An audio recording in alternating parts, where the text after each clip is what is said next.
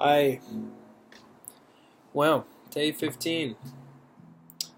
I kind of running out of stuff to talk about with Dungeons and Dragons. I guess there's just not as much as I thought. Um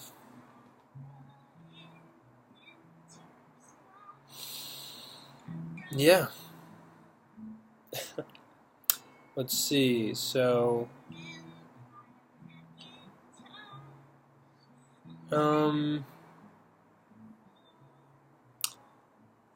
I can read a little bit from some of the things that I've written. Maybe stuff from old campaigns. Just do a little story time. And if that's interesting, great. If not, go ahead and watch something else. So yeah, that's what I'm doing tonight. Let me pull something up.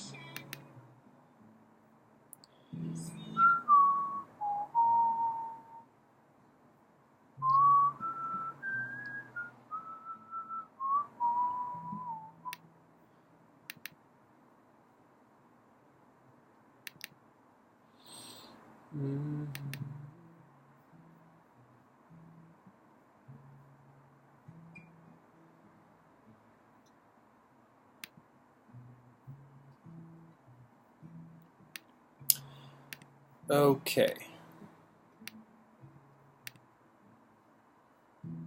So this was going to be the opening to one of my campaigns that I never actually used.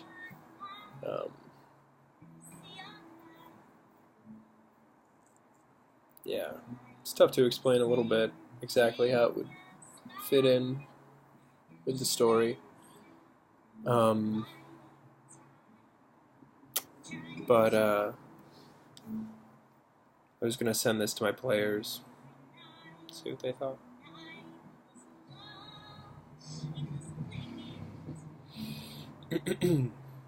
We begin. There was once a man named Glass. He joined the army as a young man. Then 5 years later he died. In King Holop's war, he was stabbed in the stomach. And when he died, he had a vision. He felt his soul, his self, his everything, carried away over all the lands, over an ocean, and over green, until he found himself in a great black abyss. There, his soul writhed in the darkness like a maggot in a sea of 1,000 others. And from below, he heard, or perhaps he felt, a churning. All of a sudden, the world came back to him, and he awoke right there on the battlefield. A holy man stood over him. He had brought Glass back from the dead. Glass looked over. His right arm had been crushed, and his whole body was pale and shaking. So he was taken among the wounded. There, for 3 awful days and nights, he recovered and relived his vision. He talked to the priest. The priest told him he had been to hell, and that there was no saving him. That he must invest himself in the strength of Tyr and show glory in battle, or otherwise he would face the same fate. Glass did not believe the priest. He had been told that in hell there was fire, and where he had gone there had been no fire, only darkness. He told the other soldiers his story. Their reaction was mixed. There were some who mocked him. Others ignored him. A few listened with intense superstition, and some with pity, the kinder ones. After a month or so, he had recovered. So he asked his commander for leave, because he feared death would come for him again and send him back to that awful place. His commander denied him. He said, "We need the men, and you're still fit to fight." Glass was a soldier, so it was difficult for him to disobey, and he feared the wilderness, so he didn't flee. The next battle was at Green River. When the charge came against his line, his terror was immense. It was there that he deserted, and he fled into the wilderness. There he survived on his own for as long as he could. Through luck, he was able to stumble on a farm and work there briefly to earn enough money to travel to a small town, and from the town to a small city. And in that city, he was lucky enough to meet a wizard who would help him. He was a scholar. It was not obvious that he was a wizard.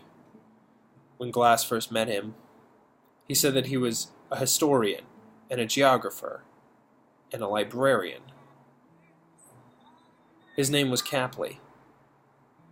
Capley, who would never sail the seas, but whose dreams took him across the seas and far beyond.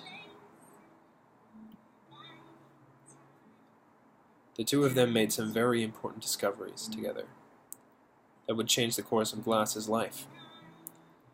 For many days, the two pored over the books in search of the truth of Glass's vision.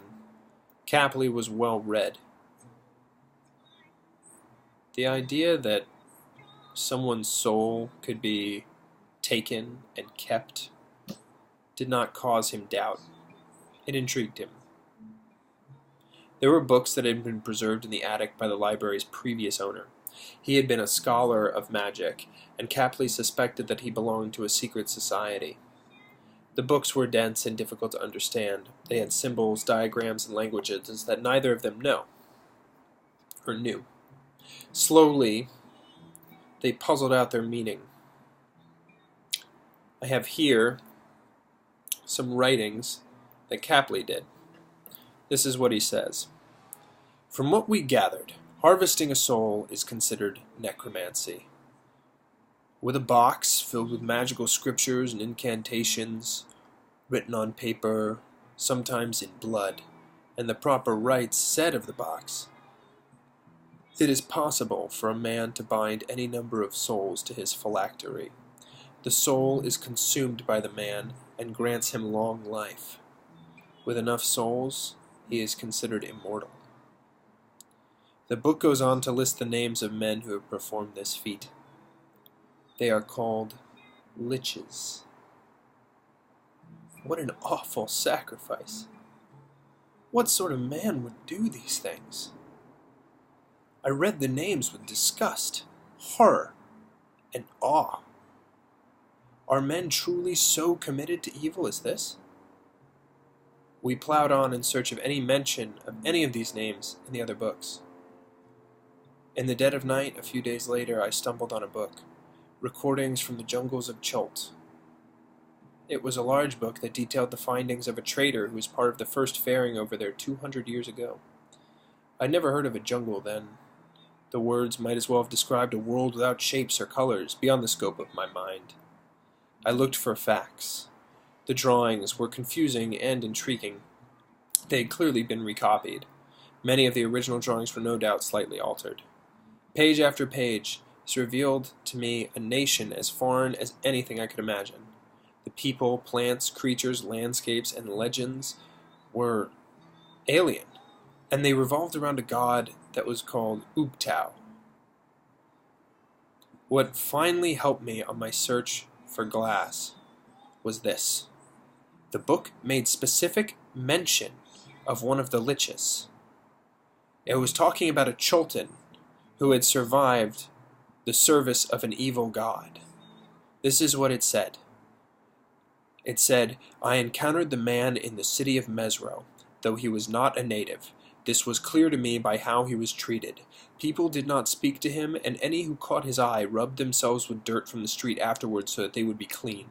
Nor would anyone speak to me about him. His very existence was a blight on them. I gathered a translator who would deign to help me speak with this man. His language was foreign to me, so there was much that I could not understand. He told me the evil god appeared from the sky and called himself Esararak. That was the name, Esararak. He said that the god Esarerak made slaves of his people, and for 10 years they built a tomb for him beneath the earth. The mention of this tomb stirred up something in the poor man's spirit. He repeated again and again that the tomb was filled with horrors, and then he began to wail. This attracted the vile stares from those around him. He wailed and repeated a phrase that I cannot forget. And then he marched us in. He marched us in.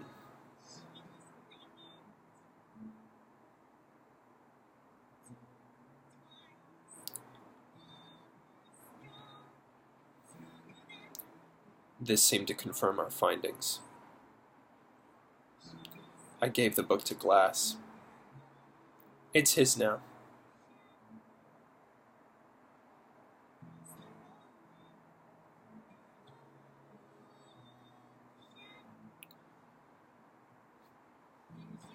I am worried for him. I do not think I will ever see him again. He must be smart. This will be the death of him. Before he left, we studied for other books on the continent called Chult to see if we could find something for him. The next mention that we found of this tomb came from a group called the Company of the Yellow Banner, who claimed they sought this tomb in Chult. A manifest was included for the company. There's specific mention as to the object of their adventure. Esarerak's tomb, Chult, and then a dash, and something called the Eye of Zoltek. Gear included, as well as provisions, a large amount of supplies for mining and penetrating stone. We couldn't find any other mention of the Company of the Yellow Banner outside of this manifest that dates after their journey to Chult, nor anything before besides some accolades from Kingsland. We were able to get a copy of the Wars of the Maztecan Empires, which a scholar friend of mine was able to acquire for us. The Maztecan Empire was home to the Eye of Zoltek, and it's described in an account as a ruby of such immense size that it looks like a grapefruit of sparkling gemstone. The account goes on and says the Eye of Zoltek was the heart of an otherwise great empire, which by this explorer's opinion needed little else to show its immense value. The land itself was carved from the earth with such care, and its buildings were adorned with jewels of great value. The adornments of the people showed not worth in gold, but in care. All the studs, neck pieces, ringlets, adornments of the breast and lip, and clothing were works of art from an advanced people that depicted artistic reflections of the earth, the gods, and the ways of men and women. Later on in the book, the writer describes the sacking of Maztica. It's unclear what sacked it. It just writes about the ruins, and it's curt, it's short. It says everything was taken. All the riches of Maztica are gone from their home.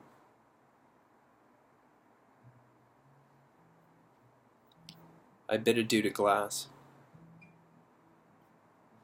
I'm not sure I'll ever see him again. And then we begin the story, where our heroes have been hired by this strange man named Glass in a town, in a small tavern called Briar Braddocks. And they are going to sail the open seas for this continent, Chult, to help him in his quest. And that's it. Would you play that campaign? I would. I think that would be cool. Oh, okay. Well, that's what I've got for tonight.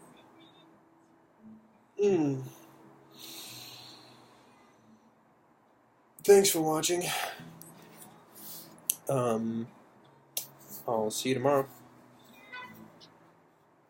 Have a nice night. Peace out.